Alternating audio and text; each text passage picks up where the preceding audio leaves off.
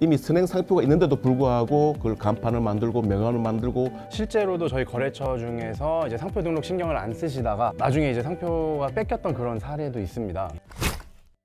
안녕하세요. BRB F&B 김채훈입니다.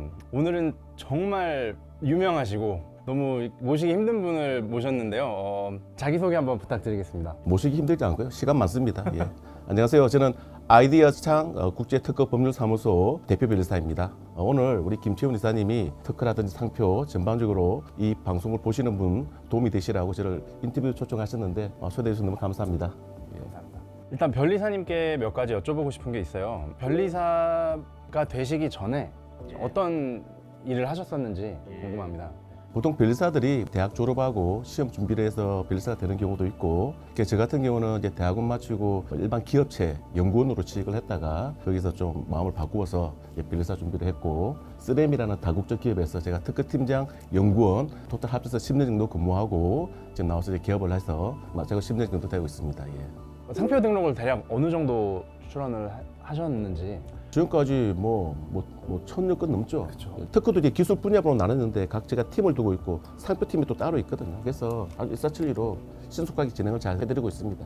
변리사 일 자체가 지식재산권을 보호하는 선두적인 역할을 하고 있기 때문에 지식재산권이 다른 말로 무형자산이기 때문에 무형자산이 가치가 높아지면서 특허 분쟁이 있을 수 있는데, 그런 데서 우리가 이겼을 때 기업의 가치가 같이 동방 상승하고 했을 때 좀 많이 보람을 느끼는 그런 직업이라고 생각하고 있습니다.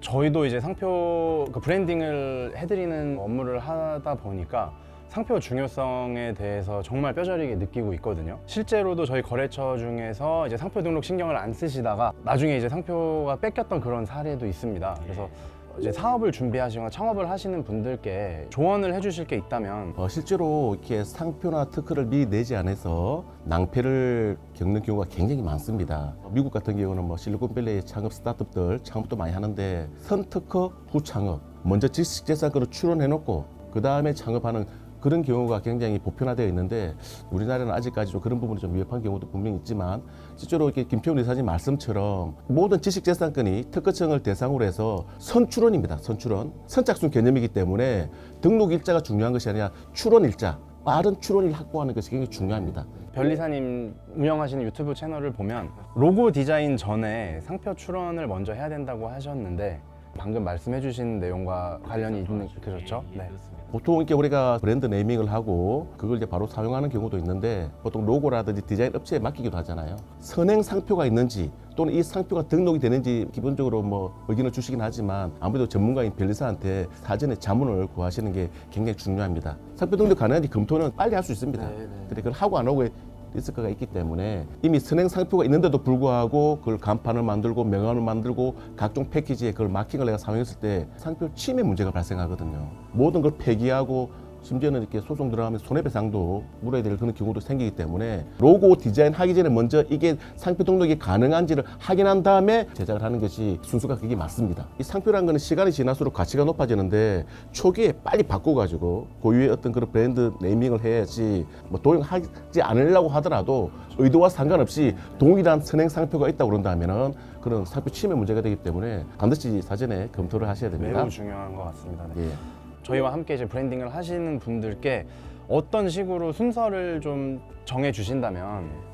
일단은 사업을 시작하려면 사업자 등록하기 전에 회사명도 선정을 해야 되잖아요. 그죠? 그때 이제 상표 출원에 대한 검토, 그걸 반드시 하셔야 되고요. 그 다음에 사업 아이템에 따라 가지고 특허를 낼 수 있는 경우, 상표는 기본적으로 가야 되고, 기술적 요소가 있다든지 아니면 디자인도 마찬가지입니다. 조금이라도 지식재산권 권리화 시킬 수 있는 부분이 있으면 반드시 전문가의 의견을 받아가지고 선출원 먼저 해놓는 것이 아주 중요하다고 하겠습니다. 변리사님께 문의를 드리기 전에 이제 창업을 준비하시는 분들이 네이밍을 아마 여러 가지를 생각을 하실 거예요. 본인들이 직접 상표 등록 가능 여부를 확인할 수 있는 방법이 혹시 있는지. 키프리스라고 상표에 대한 선행 상표, 선행 특허를 검색할 수 있는 검색 엔진이 있습니다. 근데 그걸 본인이 했을 때 그걸 잘 못 찾는 경우가 많이 있거든요. 그래서 실제로 내가 키프리스 검색을 해봤는데 이거 상표 등록 가능할 거라고 해서 저한테 의뢰가 오는 경우 저희가 다시 검색을 합니다. 그 상표는 동일한 단어가 아니라도 유사 범위까지 확대되기 때문에 조금이라도 약간 단어 한자가 바뀌거나 나서 이게 조금 바뀌었을 때도 선행 상표의 권리 범위에 포함되기 때문에 상표 등록이 안 되는 경우가 굉장히 많이 발생하거든요. 이게 가능하면 본인이 한번 체크를 하시더라도 특허사무소 변리사를 통해서 재차 한번 확인하시는 게 굉장히 중요합니다. 예. 제일 중요한 거죠. 비용은 어느 정도? 비용은 사무소마다 좀 차이가 있긴 한데 평균적으로 어느 정도의 어떤 퀄리티를 갖춘 규모가 있는 특허사무소 같은 경우는 보통 출원 시 비용이 수수료가 한 25만 원 정도 들어간다고 보시면 되고요. 관람료라든지 부가세가 별도로 들어가긴 하는데 비용에 대해서 꼭 말씀드리고 싶은 것은 지금 상표도 보면은 덤핑하는 그런 기관들 그런 데가 많이 있거든요. 그래서 사진을 충분히 검토하고 등록 가능한지 이런 부분에 대해서는 저희가 다 무료로 서비스를 해드리고 있습니다. 싸다고 다 좋은 게 아니고 싼 게 비지떡이라는 말씀이 있잖아요. 그런 건 아끼지 마시고요. 제대로 된 그런 전문가한테 의뢰를 하시는 게 바람직할 거라고 생각합니다. 잘 되는 상표의 특징이나 이런 게 혹시 있나요? 저희가 상표 진행을 하면서도 딱 와닿는 그런 상표들이 있긴 해요. 직감한다는 표현을 쓰거든요. 시장에서 굉장히 바로 반응이 탁 올 수 있게끔 직감할 수 있는 그런 단어, 특히 성질 표시라고 그러거든요. 예를 들면 빨간 사과, 맛있는 사과, 이거는 생료사와 명사의 조합이기 때문에 이게 상표 등록이 안 돼요. 그래서 아주 직감할 수 있는 시장 적합성이 있는 그런 브랜드 네이밍하고 상표적으로 식별력 있는 부분으로 적절히 조화가 된 그런 상표가 좋은 브랜드가 되지 않을까 저는 그렇게 개인적으로 생각하고 있습니다. 현재 저희랑 함께 하고 계신 대표님들도 그렇고 브랜딩을 지금 하고 계신 분들도 그렇고요. 네이밍하고 브랜딩에 대해서 고민들이 너무 많으세요. 이런 브랜딩 할 수 있는 팁이 있을까요? 원래 브랜드 네이밍이 어렵습니다. 저희 사무소 이름이 아이디어 창이잖아요. 적어도 6개월 고민했습니다. 이게. 하나의 브랜드 네이밍을 선정하기 전에 후보를 좀 만들어가지고 주위에 이제 어떤 게 제일 나으냐. 그리고 동시에 저한테 등록 가능한지도 더블 체크를 같이 하는 거죠. 4개의 후보군 상표 중에서 1번이 미된다면 이렇게 하나 좁혀나가는 방법들이 있겠죠. 그리고 지금 이 방송을 보시는 분들이 만약에 상표 출원이라든지 등록이 가능한지 그런 부분들은 문의를 해주실 때 창업 선생님 통해서 연락을 주신다고 하면 제가 특별히 신경을 써서 잘 세밀하고 꼼꼼하게 잘 검토를 해드리도록 하겠습니다. 지금 현재 저희 하고 계신 분들 중에 상표 등록이 아직 안 되어 있는 분들도 있으세요. 그래서 영상을 보시고 빠른 시일 내에 이제 문제가 되지 않도록 보호를 빨리 하시는 게 좋을 것 같습니다. 네. 궁금한 게 또 하나 있습니다. 예, 말씀하십시오. 예. 상표 등록 신청부터 상표 등록이 완료될 때까지 소요되는 시간이 상당히 길잖아요. 기간에 대해서 좀 알려주셨으면 좋겠고 혹시 좀 줄일 수 있는 방법 뭐 이런 노하우가 있는지. 그건 이제 특허청 내부 절차의 문제거든요.